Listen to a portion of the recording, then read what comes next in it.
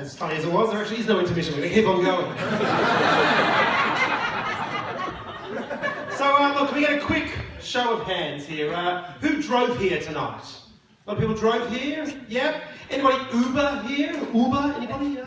No? My grandmother doesn't let me take Uber. She thinks it's a German company and doesn't want to support those Nazis. But look, I take a lot of taxis actually for my work because, which is a lucky thing, because I'm actually really interested in the Indian computer programmer's perspective on current affairs. So it's lucky.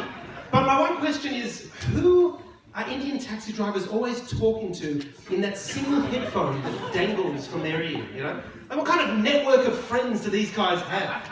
And, you know, you can never tell if they're actually talking to you or not. It's always sort of like, and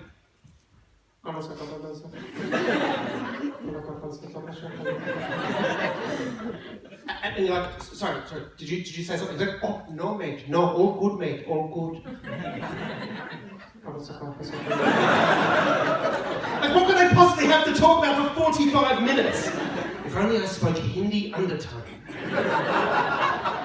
Yes, but nothing is as bad as Israeli taxi drivers.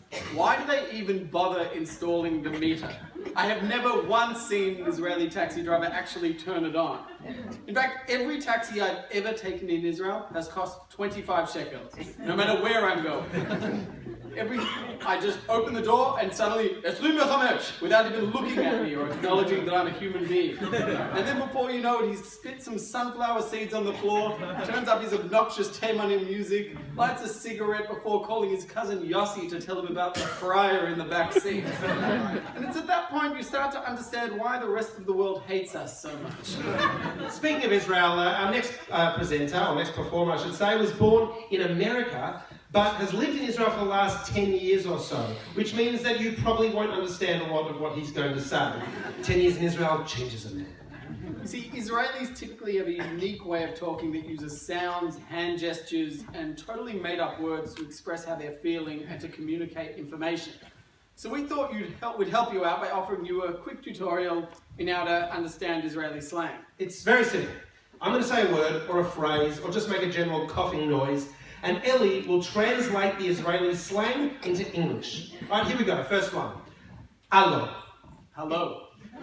Okay, yalla bye. I am ending this conversation abruptly.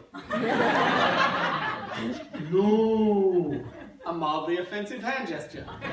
Sababa. Cool. Achla. Very cool. Chaval al hazman. Really cool. Ala kefa. Totally cool. Sof haderech. The coolest and the title of the 1992 Boyz II Men classic, End of the Road. Fryer. A sucker or chump. Deep fryer. A means by which to cook schnitzel. Voila. A term commonly used at the end of magic tricks.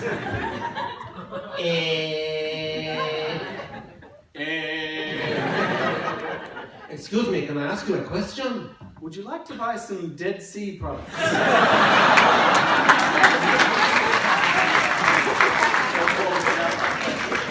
And finally, yashar, yashar, yashar, yashar, yashar, and asof esmola. I have no idea of the directions. So now all you need is to wear Crocs with socks and work one day a week at Falafel or Missy, and you should understand everything our next comedian is about to say. Now, thank you. Totally. Veggie Lovett has performed for audiences around the world. His perspectives on life in Israel have been featured on Israeli television and radio, and in publications like USA Today, Time Magazine, Huffington Post, and the Times of Israel.